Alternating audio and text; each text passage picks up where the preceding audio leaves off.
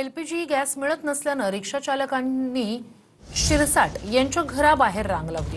Auto LPG गॅसबाबत तोडगा काढण्याची मागणी रिक्षा चालकांनी केली। रिक्षा चालक आणि पालकमंत्री संजय शिरसाट यांच्यात सध्या चर्चा सुरू आहे।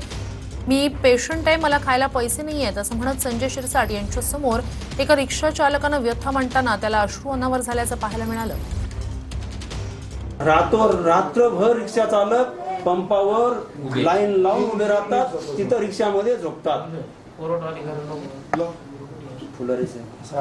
चार दिवस गॅस येत नाही। तुम्ही आमचे वडील आहे, आमचे पालक आहे। नमस्कार, पालकमंत्री महोदय। हॅलो, तुला रे एलपीजी गॅसचा काय प्रॉब्लेम आहे?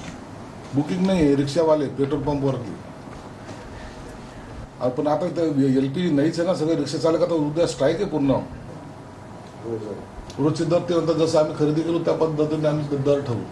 मग त्याच्यामुळे त्यांनी काय केलं माहिती आहे का, आता माल खरेदी करणं बंद केलं। युद्धामध्ये ठीक आहे 10-20 रुपये वाढले असेल, लोक ऍक्सेप्ट करतात, वाढले आपल्याला घ्यावं लागतं, आता ते ढकून घेतात लोक। पण हे कंपन्यावाले जे काही बदमाशी करतात ना, ती ही करतात की ते राहू द्या, दर वाढलेले आहेत, आपल्याला काय परवडत नाही, आता खरेदीच करणं बंद केलेलं आहे।